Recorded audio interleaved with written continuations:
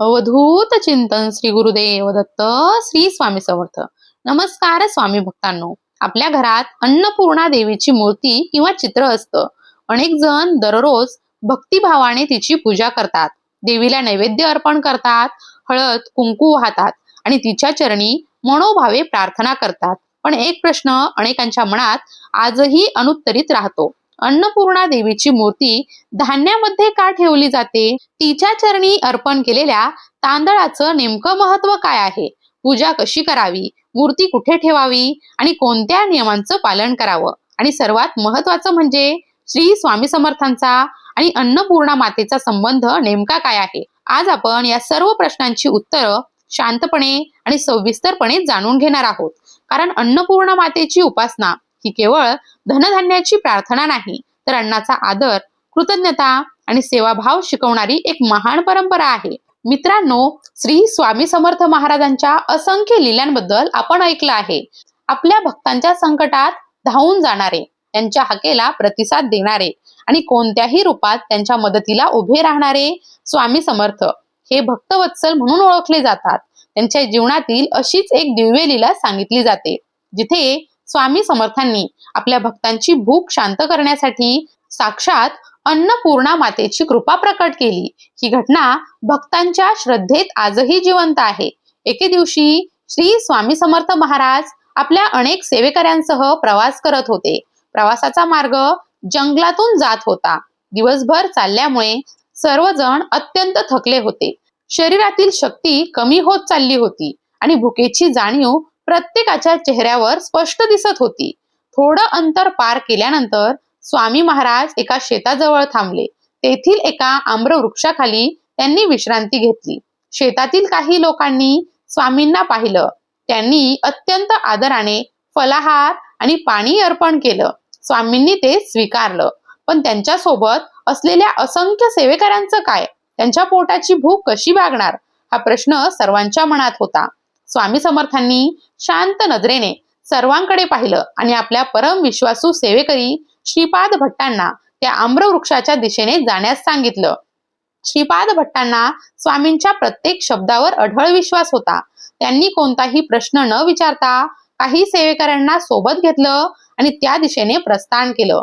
त्या ठिकाणी गेल्यावर त्यांना एक तेजस्वी, प्रसन्न मुखाची, अत्यंत शांत आणि सुहास्य वदन माता उभी असल्याचं दिसलं. श्रीपाद भट्टांनी नम्रपणे विचारलं, माते, आपण कोण?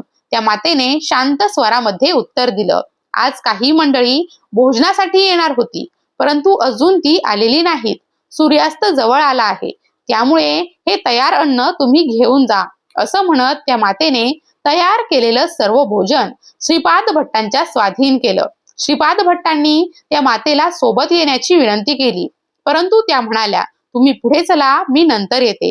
श्रीपाद भट्ट अन्न घेऊन स्वामीकडे परत आले. सर्व सेवेकऱ्यांना भोजन वाढण्यात आलं. आश्चर्य म्हणजे ते अन्न इतकं स्वादिष्ट, तृप्त करणारं आणि भरपूर होतं की उपस्थित प्रत्येक सेवेकऱ्याची भूक पूर्णपणे शांत झाली. भोजनानंतर सर्वांच्या मनात एकच प्रश्न निर्माण झाला, ती माता नेमकी कोण होती? तेव्हा भक्तांच्या अंतकरणात एकच भावना जागृत झाली, ही दुसरी कोणी नसून साक्षात माता अन्नपूर्णाच होती. आणि त्या दिवशी स्वामी समर्थांनीच आपल्या भक्तांसाठी अन्नपूर्णा मातेची कृपा प्रकट केली. या लीलेतून स्वामींनी एक अत्यंत मोठा संदेश दिला. भक्तांची भूक ही देवाचीच भूक आहे. अन्नदान हे श्रेष्ठ दान आहे आणि अन्नाचा प्रत्येक कण हा ईश्वराचा प्रसाद आहे. मित्रांनो, अन्नपूर्णा माता या पार्वती मातेचं एक मंगल स्वरूप मानलं जातं. अन्नपूर्णा म्हणजे सदैव अन्नाने परिपूर्ण ठेवणारी. जिथे तिची कृपा असते, जिथे अन्नाचा तुटवडा भासत नाही, अशी श्रद्धा आपल्या संस्कृतीमध्ये आहे. भारतीय परंपरेत तर घरातील गृहलक्ष्मीला देखील अन्नपूर्णेचं रूप मानलं गेलं आहे, जी आपल्या कुटुंबाला प्रेमाने अन्न वाढते, जी सर्वांच्या समाधानाची काळजी घेते, तीच घरातील अन्नपूर्णा. म्हणूनच आपल्या संस्कृतीत अन्न वाढणाऱ्या हातांचा आदर करण्याची शिकवण दिली गेली आहे. स्वामी समर्थांच्या या दिव्य लीलामधून देखील हाच संदेश मिळतो. अन्नाचा कधीही अनादर करू नका, अन्न वाया घालवू नका आणि शक्य असेल तेव्हा अन्नदान अवश्य करा. याच भावनेतून आजही अनेक भक्त श्री स्वामी समर्थांच्या अन्नपूर्णा स्वरूपाची तसेच माता अन्नपूर्णेची श्रद्धेने पूजा करतात. आता प्रश्न असा आहे, अन्नपूर्णा मातेची पूजा नेमकी कशी करावी, मूर्ती कुठे ठेवावी आणि तिच्या चरणी ठेवलेल्या तांदळाचं महत्व काय आहे? मित्रांनो, आपल्या सनातन परंपरेत अन्नपूर्णा माता ही केवळ अन्नधान्याची देवी नाही, तर समाधान, समृद्धी आणि कृतज्ञतेची अधिष्ठात्री मानली जाते. म्हणूनच तिची पूजा करताना केवळ विधी महत्वाचा नसतो, तर त्यामागील श्रद्धा आणि भावना देखील तितक्याच महत्वाच्या मानल्या जातात. अनेकांच्या घरात अन्नपूर्णा मातेची चांदीची, पितळेची किंवा सोन्याची छोटी मूर्ती असते. काही जण चित्राची पूजा करतात, तर काही जण मूर्तीची स्थापना करतात. कोणतंही स्वरूप असो, तिचं स्थान नेहमी आदराचंच असावं, अशी परंपरा सांगते. अन्नपूर्णा मातेची मूर्ती देवघरात ठेवणं शुभ मानलं जातं. वास्तुशास्त्रानुसार देवघराचा ईशान्य कोपरा पवित्र आणि मंगल मानला जात असल्यामुळे अनेक ठिकाणी या दिशेची शिफारस केली जाते. देवघर स्वच्छ, शांत आणि सात्विक असावं, याला देखील तितकंच महत्व दिलं जातं. एक गोष्ट विशेष सांगितली जाते, अन्नपूर्णा माता अन्नाची देवी असली तरी तिची मूर्ती थेट स्वयंपाकघरामध्ये ठेवू नये, अशी एक पारंपरिक मान्यता आहे. तिची पूजा पूजास्थानी करणं अधिक योग्य मानलं गेलं आहे.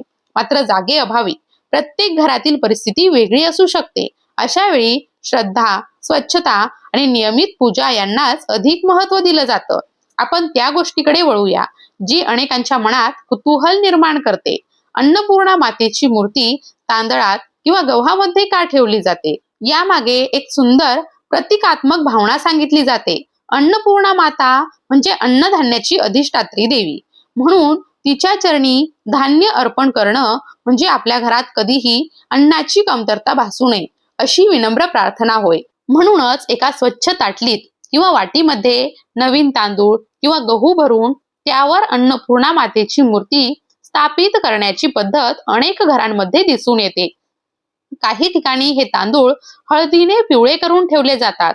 पिवळा रंग मंगलतेचं प्रतीक मानला जात असल्यामुळे ही परंपरा आजही जपली जाते. मूर्तीच्या पायाखाली धान्य ठेवण्यामागे देखील एक सुंदर भावना आहे.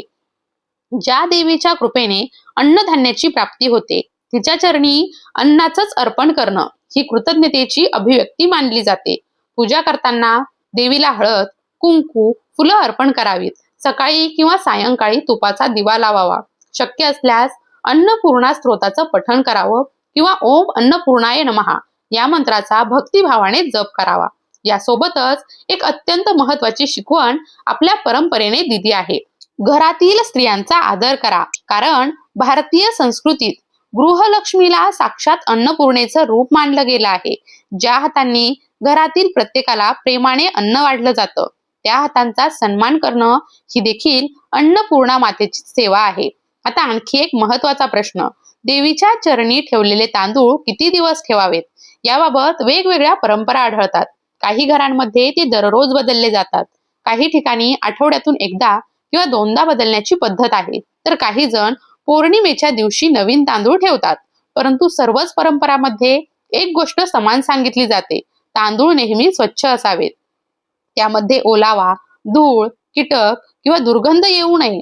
धान्य खराब झाल्याचं लक्षात आलं तर ते त्वरित बदलावं. आता प्रश्न येतो, जुने तांदूळ काय करायचे? हे तांदूळ कधीही वाया जाऊ देऊ नयेत. जर ते स्वच्छ असतील तर घरातील मुख्य तांदळाच्या डब्यामध्ये मिसळावेत आणि रोजच्या स्वयंपाकात थोड्या थोड्या प्रमाणात वापरावेत. कारण देवीला अर्पण केलेलं धान्य प्रसाद स्वरूप मानलं जातं. काही ठिकाणी हे तांदूळ शिजवून प्रसाद म्हणून घरातील सर्वांना दिले जातात. जर धान्य वापरण्यायोग्य नसेल तर ते जमिनीत अर्पण करण्याची किंवा योग्य प्रकारे विसर्जित करण्याची परंपरा देखील काही ठिकाणी आढळते. मित्रांनो, अन्नपूर्णा मातेची पूजा विशिष्ट दिवशी विशेष भक्तिभावाने केली जाते. मार्गशीर्ष महिन्यातील अन्नपूर्णा जयंती हा दिवस अत्यंत शुभ मानला जातो. या दिवशी देवीची विशेष पूजा, अभिषेक, धान्य अर्पण आणि अन्नदान करण्याची परंपरा सांगितली जाते. तसेच पौर्णिमा आणि अमावस्येला देखील अनेक भक्त अन्नपूर्णा मातेची विशेष उपासना करतात. त्या दिवशी स्वच्छ वस्त्र परिधान करून धूप, दीप, नैवेद्य अर्पण करून मंत्र जप किंवा स्तोत्र पठण केलं जातं. पूजा पूर्ण झाल्यावर शक्य असल्यास गरजू व्यक्तींना अन्नदान करावं, कारण अन्नपूर्णा मातेच्या उपासनेत अन्नदानाला अत्यंत महत्वाचं स्थान आहे. आता अन्नपूर्णा मातेचं चित्र कुठे लावावं याबद्दल देखील अनेकांना प्रश्न पडतो. स्वयंपाकघरामध्ये आग्नेय दिशेला किंवा वास्तुशास्त्रानुसार योग्य मानल्या जाणाऱ्या दिशेला तिचं चित्र लावण्याची परंपरा काही घरांमध्ये आहे. तर देवघरात मूर्ती उत्तर पूर्व दिशेला ठेवण्याचा सल्ला हा दिला जातो. मात्र कोणतीही दिशा निवडली तरी त्या ठिकाणी स्वच्छता, सात्विकता आणि श्रद्धा असणं सर्वात महत्वाचं आहे. मित्रांनो, अन्नपूर्णा मातेची उपासना आपल्याला केवळ धनधान्याची प्रार्थना शिकवत नाही, ती शिकवते अन्नाचा आदर करा, अन्न वाया घालवू नका, अन्न वाढणाऱ्या हातांचा सन्मान करा आणि आपल्या ताटातील एक घासही ईश्वराचा प्रसाद समजून स्वीकारा. श्री स्वामी समर्थांनी आपल्या अन्नपूर्णा लीलांमधून भक्तांना हाच संदेश दिला. जो अन्नाचा आदर असतो आणि आपल्या ताटातील एक घासही ईश्वराचा प्रसाद समजून स्वीकारा. श्री स्वामी समर्थांनी आपल्या अन्नपूर्णा लीलामधून भक्तांना हाच संदेश दिला. जिथे अन्नाचा आदर असतो, जिथे अन्नदानाची भावना असते, जिथे गृहलक्ष्मीचा सन्मान केला जातो आणि जिथे प्रत्येक घासाबद्दल कृतज्ञता असते, तिथे माता अन्नपूर्णेची कृपा सदैव नांदत राहते, अशी आपल्या परंपरेची श्रद्धा आहे. चला, आजच्या या पवित्र विषयाचा समारोप करताना आपण मनोभावे प्रार्थना करूया. हे माता अन्नपूर्णे, आमच्या घरात अन्न, आरोग्य, समाधान आणि समृद्धीचा अखंड वास राहू दे. आमच्या हातून अन्नाचा कधीही अनादर होऊ देऊ नकोस. अन्नदानाची भावना, सेवाभाव आणि कृतज्ञता आमच्या मनात सदैव जागृत ठेव आणि श्री स्वामी समर्थ महाराजांच्या कृपेनं आमचं जीवन सदैव मंगलमय होऊ दे. भिवू नकोस, स्वामी सदैव पाठीशी आहेत.